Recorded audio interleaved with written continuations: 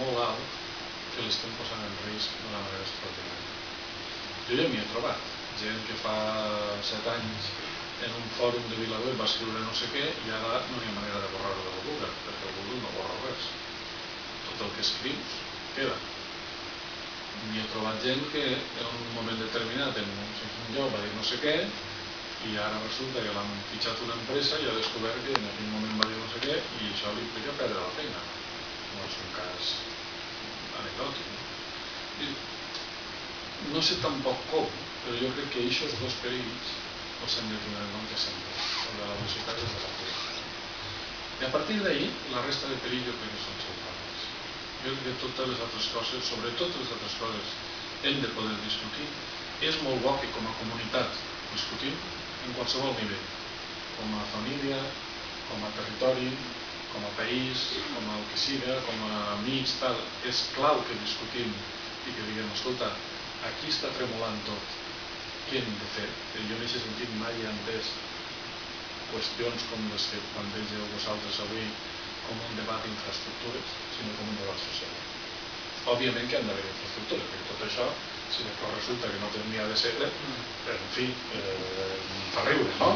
És obvi, no, és evident. Però el debat ric, el debat interessant, jo crec que no és tant les infraestructures com quin model de societat ens interessa tindre arrelat al propi territori, que cada país, cada territori, cada tal, necessita les coses. I en aquest sentit crec que ahir és on tindrà molta feina. Tindrà molta feina, però espero que la feu amb l'esperit que a mi m'agrada demanar d'atrevir-se a tocar els límits. Ser conscient dels problemes, però atrevir-se a tocar els límits. I si us sembla bé, millor que xerrem com un temps que no vaig a soltar tant com sobretot si voleu parlem d'infraestructures que és un tema evidentment fort. Com ho fem això? Ho toqueu? Què va aquesta?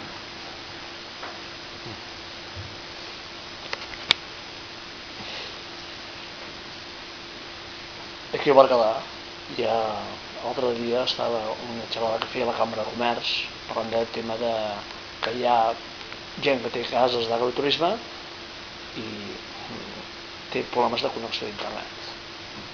O sigui, la construcció social està molt bé, però xoca també amb la realitat de les mancances d'infraestructures. S'està projectant un polígon comarcal, pregunto, hi haurà fibra òptica? Perquè la comarca veïna m'està projectant un amb fibra òptica. I això també és que a Berguedà, no sé si 2.0, però sí amb igualtat de condicions. Per tant, perspectiva personal, crec que també és important.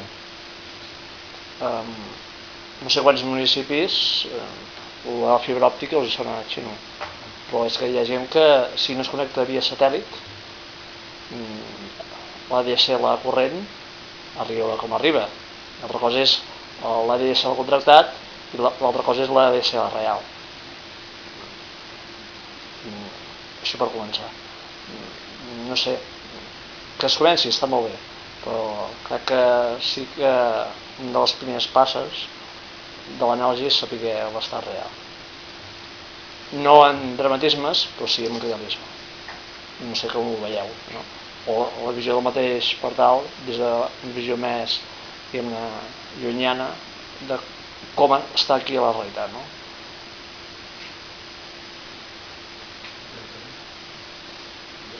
Jo crec que és un problema seriós. El que passa que sempre he pensat, i cada vegada ho veig més clar, que és una qüestió de temps.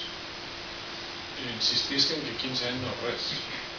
La televisió, per exemple, per arribar a la ratlla del 40% de la població connectada a la televisió va tardar 40 anys.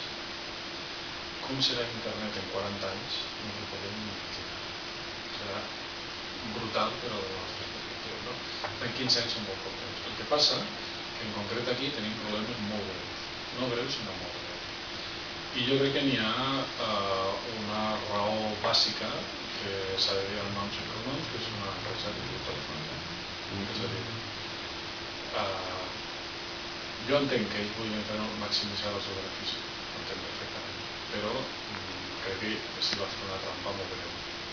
Quan hi ha el procés de liberalització, és un procés de liberalització que es fa partint d'una base que és la següent.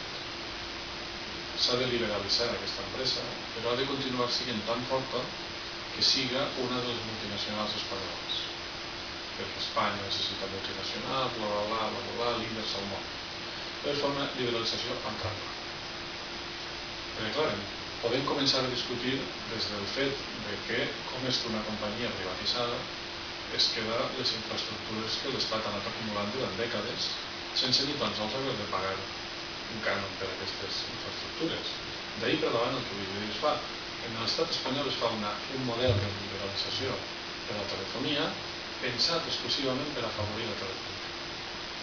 Això fa que fracassin la resta de models.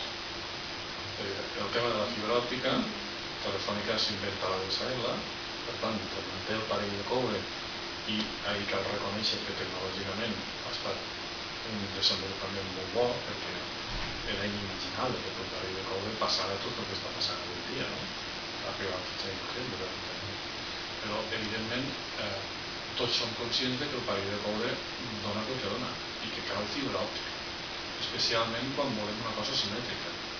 I mentre és asimètric, mentre jo sóc un espectador i per tant estic actuant a l'estil de la piràmide antiga, ja em va bé la DSL, però quan jo vull ser actor necessito fibra òptica. Telefònica ha retrasat el desplegament de fibra òptica. Per tant, en aquest sentit, Telefònica té una responsabilitat greu del retras que tenim. El que passa que jo dic que crec que és qüestió de temps per dos motius. Primer, com que estem en la Unió Europea, això a la Unió Europea no se li ha escapat i ja van dos avisos a Telefònica i al govern espanyol i que aquesta situació és insostenible. Telefònica té en aquests moments una quota de mercat de línies telefòniques sobre població incomparable en cap país de la Unió Europea. Poso un exemple perquè s'entén.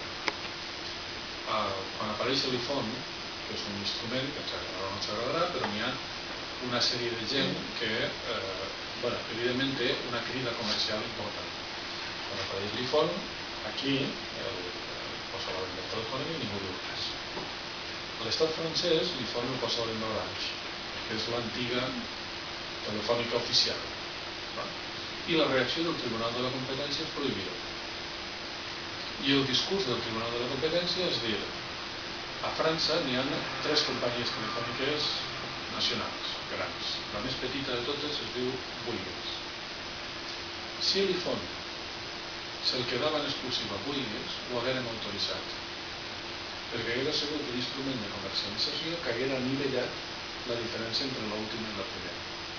Però que l'iPhone se'l quede la que va primera és intolerable, perquè el que fa és ampliar la diferència. Per tant, com que hem d'intentar reduir la diferència perquè això afavoreix el consumidor, li van prohibir a Orange distribuir en exclusiva l'iPhone. En canvi, l'estat espanyol el distribueix a Telefònica i ningú ho barroca. Per tant, tenim un problema molt greu. El que passa és que aquests problemes s'han de dir amb noms i cognoms. I aquest és el nom.